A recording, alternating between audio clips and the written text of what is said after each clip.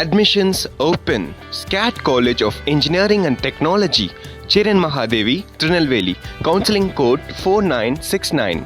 மாநில தலைமைகள்கிட்ட பாஜக விளக்கம் கேட்குது, ஏன் தேர்தலில் தோல்வி அடைந்தோம் அப்படின்னு சொன்னார். திரு அண்ணாமலை அழைத்தும் விளக்கம் கேட்டிருக்கிறாங்க. அதில் சில முக்கியமான விஷயங்களை சொல்லிட்டு அதில் நான் கேள்வியை ஃப்ரேம் பண்ணால் கரெக்டாக இருக்கும். திரு அண்ணாமலை சொல்கிறது, என்னை இங்கே திரு மோடியும் திரு அமித்ஷாவும் அனுப்பி இருக்கிறது கட்சியை வளர்ப்பதற்காக.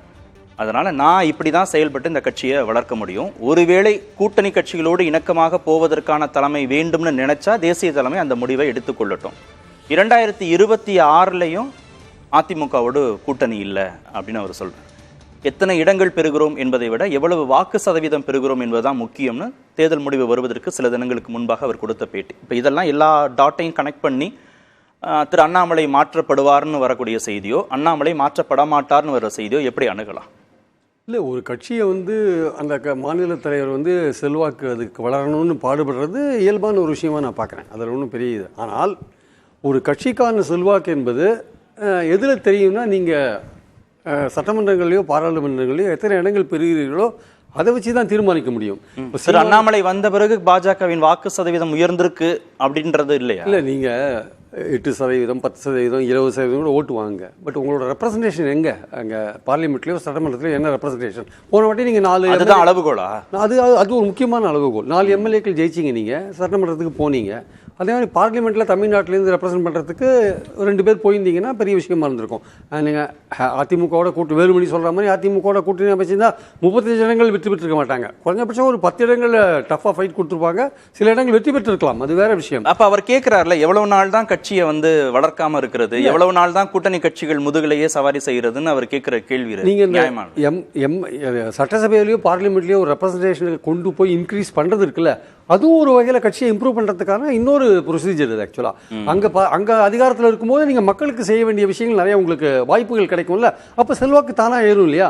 அப்போது நீங்கள் அங்கே இடம்பெறத்துக்கு என்ன வேலை செய்யணும்? நீங்கள் அங்கே இடம்பெறத்துக்கு ஒவ்வொரு எலெக்ஷன்ஸுக்கும் நீங்கள் என்ன மாதிரியான கூட்டணியை செட்டப் பண்ணணும்? இப்படி புரிஞ்சுக்கலாமா? சட்டமன்றத்துக்கோ நாடாளுமன்றத்துக்கோ தனித்து போவதற்கான செல்வாக்கு வரும் வரை கூட்டணி கட்சிகளோடு டிராவல் பண்ண வேண்டிய கட்டாயம்.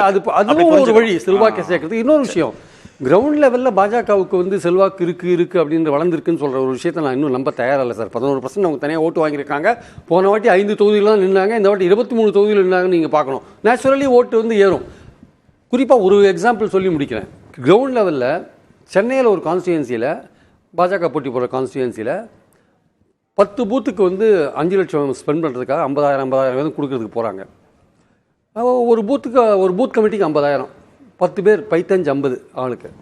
அந்த கொடுக்க போகிறவர் அவர் போகிற இடத்துலலாம் 2 பேர் 3 பேர் 4 பேர் அவங்க தான் இருக்காங்க. அப்போ 10 பேர் லிஸ்ட்டு பார்ட்டி ஹைகமாண்டுக்கு போயிருக்கு. இந்த பூத்தில் இவ்வளோ 10 பேர், இந்த பூத்தில் இவ்வளோ 10 பேர். ஆனால் அங்கே ஆக்சுவல் ப்ரெசன்ஸ் 3 பேர் 2 பேர் 4 பேர் தான். 10 பேர் எந்த இடத்துலையுமே இல்லை. அப்போது என்ன ஆக்சுவலாக நடக்குது? இது எதுவும் மஸ்டர் ரோல் ஊழல் மாதிரி தெரியலையே. அது கட்சி கட்டமைப்பு பலமாக இல்லை. கீழே பொய் சொல்கிறாங்க. கீழே பொய் சொல்லி 10க்கும் மேற்பட்ட நாடாளுமன்ற தொகுதிகளில் அதிமுகவை பின்னுக்கு தள்ளி 2ஆம் இடம் வந்துருக்கலாம் சார். அது முக்கியமான 8 பிரமுகர்கள் போட்டி போட்டாங்க. ஒரு டைட்டான ஒரு போட்டியை கொடுத்தாங்க. அதிமுகவுக்கு சவுத்தில் செல்வாக்கு இல்லாத இருந்து, சில தொகுதிகள் சவுத்தில் இருந்தது. அதனால் அந்த 11%மே பாஜகவுக்கு வந்தது கூட அவங்க போன வாட்டி 5% வாங்கினாங்க இல்லையா? அதில் ஒரு குறைஞ்சபட்சம் ஒரு 5% அதிமுகவுடைய சாஃப்ட் மென்மையான ஹிந்துத்துவ வாக்கு வங்கி, ஜெயலலிதா இருந்தபோது இந்த வாக்கு வங்கி ஷிஃப்ட் ஆயிருக்கு. அதுதான் அந்த 11% காரணம். இது நிரந்தரமான வாக்கு வங்கியான்றது போக தான் தெரியும். ஓகே. என்டிஏ ஆலோசனை கூட்டம் டெல்லியில் தொடங்கியிருக்கு. தேசிய ஜனநாயக கூட்டணியின் மக்களவை உறுப்பினர்கள் கூட்டம் தொடங்கியிருக்கு. நேற்றைய முன்தினம் தேசிய ஜனநாயக கூட்டணியின் தலைவர்கள் கூட்டம் நடந்தது. தேசிய ஜனநாயக கூட்டணியின் தலைவராக திரு நரேந்திர மோடி தேர்வு செய்யப்பட்டார். அந்த நிலையில் தற்போது தேசிய ஜனநாயக கூட்டணியின் மக்களவை உறுப்பினர்கள் கூட்டம் நடக்க இருக்கு.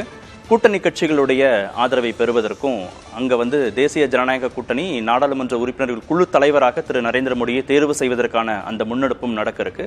பிரதமராகவும் அவர் அங்கே தேர்வு செய்யப்பட இருக்கிறார் நாடாளுமன்ற உறுப்பினர்களால். அதற்கு பிறகு அவர் குடியரசுத் தலைவரை சந்தித்து ஆட்சி அமைப்பதற்கான உரிமை கோர இருக்கிறார். அதற்கான அந்த நடைமுறைகள் இந்த கூட்டத்தில் முடிவு செய்யப்படும் அப்படின்னு எதிர்பார்க்கப்படுகிறது. அது குறித்து தான் பேசிட்டு இருக்கோம். திரு சிவப்பிரியன், நம்ம திரு அண்ணாமலை குறித்தும் பாஜகவுடைய மாநில தலைமை அதிமுக பாஜக உறவு குறித்தும் திரு செய்தியாளர் ஸ்டாலின் சொன்னதிலிருந்து தான் அந்த கேள்வியை முன்வைத்தோம். அதிமுக திரு அண்ணாமலையிலான தான் நாங்கள் கூட்டணியை முறித்து கொண்டோம் அப்படின்னு சொல்லும்போது வரக்கூடிய சட்டமன்றத்திற்கு முன்பாக திரு அண்ணாமலை மாற்றப்படுவாரா, இல்ல தனித்தே திரு அண்ணாமலை தலைமையிலேயே பாஜக இங்கே வளர்வதற்கான ஒரு சூழலை ஏற்படுத்துமா அப்படின்ற கேள்விகள்லாம் எழும்பியிருக்கு. இல்லை நிச்சயமா, ஏன்னா பாஜகவுக்கு வந்து அவங்க தனியாக நின்று கட்சியை வளர்க்கணுங்கிறது வந்து இன்னைக்கு நேற்று எடுத்த முடிவில்லை. ஜெயலலிதா அவர்களும் கருணாநிதி அவர்களும் ஆக்டிவாக இருக்கும் பொழுதே பாஜக வந்து தேவேந்திர குல வேளாளர்களை வந்து டேப் பண்ணுறதுக்கு அமித்ஷா அவர்கள் வந்து 2015ஆம் ஆண்டு மதுரையில் கூட்டம் போட்டார். இந்த நடவடிக்கையெல்லாம் எடுத்துக்கொண்டு தான் இருந்தாங்க. எங்கே பிஜேபியோடைய அந்த எஃபர்ட்ஸில் சுணக்கம் ஒரு பெரிய செட்பேக் ஏற்பட்டுச்சுன்னா அதிமுகவினுடைய இன்டர்னல் அஃபேர்ஸில் அவங்க 2016 ஜெயலலிதா மறைவுக்கு பிறகு ஈடுபட்டாங்கல்ல, அங்கே தான் அவங்களுக்கு வந்து ஒரு மிகப்பெரிய செட்பேக் ஏற்பட்டது. அப்போ வந்து இங்கேருந்து போன ஒரு சில இன்புட்ஸ், பாஜகவினுடைய நண்பர்கள் என்று சொல்லப்படுகிறவர்கள், ஆர்எஸ்எஸ்ஐ சார்ந்தவர்கள் கொடுத்த இன்புட்ஸில் தான் வந்து அதிமுகவை தேவைப்படும் பொழுது உடைப்பது, தேவைப்படும் போது அதிமுகவை இணைப்பது, இது போன்ற விஷயங்கள்லாம் பண்ணிட்டு இருந்த பாஜகவுக்கு ஒரு பெரிய செட்பேக். கை கொடுக்கலன்றது மட்டும் இல்ல, ஏடிஎம்கே உடைய ஆட்சி 5 வருஷம் நடந்தது. ஆனா பாஜகவுக்கு ஒரு மிகப்பெரிய கெட்ட பேர் எதனால வந்தது? அது வரைக்கும் நீங்க 2014 எடுத்துக்கோங்களேன். 2014 தேர்தலில் ஜெயலலிதா வந்து லேடியா மோடியான்னு சொன்னாங்களே தவிர மோடிக்கு எதிரான ஒரு மிகப்பெரிய அலையெல்லாம் தமிழ்நாட்டில் வீசலை. மோடி அவர்கள் அப்போவே தமிழ்நாட்டில் ஹிந்தியில் பேசினார். அவருடைய கூட்டணிக்கு 2 இடங்கள் வந்தது. 2 பேருக்குமே சொந்த செல்வாக்கு ரெண்டு கேண்டிடேட்ஸ்க்குமே சொந்த செல்வாக்கு இருந்தது. அன்புமணி அவர்களுக்கு சொந்த செல்வாக்கு இருந்தது. நான் முழுமதியாக ஒட்டுக்கிறேன். ஆனால் பிஜேபி எதிர்ப்பு, மோடி அவர்களுடைய எதிர்ப்புங்கிறது தமிழ்நாட்டில் ஆரம்பித்தது வந்து 2017 முதல்ல ஜல்லிக்கட்டு. அதன் பிறகு 2018 இந்த திமுகவெல்லாம் கருப்பு பலூன் எல்லாம் விடுறது என்னன்னா அந்த காவேரி இஷ்யூவில் பிஜேபியினுடைய ஸ்டாண்டு. இது போன்ற விஷயங்கள்ல தான் பிஜேபி வந்து அப்படியே டவுன் ஸ்லைட் ஆகிட்டே வரும்பொழுது ஃபைனல் வந்து கஜா புயலுக்கு பிரதமர் வரவில்லை. ஆனால் மற்ற மாநிலங்களில் ஏற்பட்ட இதுதான் வந்து தமிழ்நாட்டில் ஒரு ஆன்டி மோடி வேவ்க்கான ஒரு குரோனாலஜியாக இருக்குது. ஸோ இப்போ பிஜேபி என்ன புரிஞ்சுக்கிறாங்கன்னா 2022 கூட நீங்கள் பார்த்தீங்கன்னா அதிமுகவினுடைய இன்டர்னல் ப்ராப்ளம் வரும்போது 17 பிஜேபி எடுத்த ஸ்டாண்டுக்கும் 22 பிஜேபி எடுத்த ஸ்டாண்டுக்கும் மிகப்பெரிய வித்தியாசம் இருக்குது. அவர்களால் யார் வந்து உருவாக்கப்பட்டாரோ ஓபிஎஸ்ஐயே அவங்க வந்து சாக்ரிஃபைஸ் பண்ணுறதுக்கு ரெடி ஆகிட்டாங்க. ஏன்னா அவங்க புரிஞ்சுக்கிட்டாங்க கட்சி எடப்பாடி அவர்கள்கிட்ட தான் இருக்குது. எடப்பாடி அவர்களை மீறி இன்னும் பிஜேபி வந்து ஏடிஎம்கேல ஒன்றும் பண்ண முடியாதுன்னு புரிஞ்சுக்கிட்டதுனால தான் நிறைய விஷயங்களை பிஜேபி பண்ணுச்சு. ஆனால் எங்கே பிரச்சனைனா அண்ணாமலை அவர்களுடைய கருத்துக்கள் வந்து அதிமுகவை ரொம்ப காயப்படுத்தியது. அதில் வந்து எந்த மாற்று கருத்துமே இல்லை.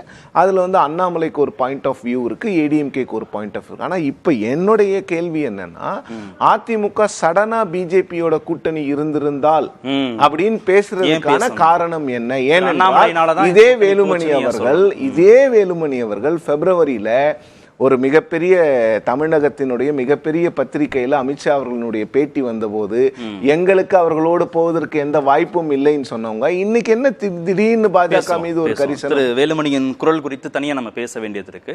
ஐக்கிய ஜனதா தளத்திற்கு ரயில்வே துறை ஒதுக்கீடு செய்யப்படுமா அப்படின்னு எதிர்பார்க்கப்படுகிறது. ஏற்கனவே அவங்க வந்து ஊரக வளர்ச்சித்துறை, பாதுகாப்புத்துறை, ரயில்வே மற்றும் வேளாண்மை துறை, அப்புறம் மாநிலங்களவை துணைத் தலைவர், இந்த பொறுப்புகள்லாம் திரு நிதிஷ்குமார் கேட்டிருந்தார் அப்படின்னு செய்திகள் வருது. தற்போதும் ரயில்வே துறை ஒதுக்கீடு செய்யப்படுமா அப்படின்னு எதிர்பார்க்கப்படுகிறது. இந்த கூட்டத்தில் அவங்க அது குறித்தெல்லாம் முடிவு செய்யப்படலாம். Admissions open. SCAT College of Engineering and Technology, Cheran Mahadevi, Trinelveli. Counseling code 4969.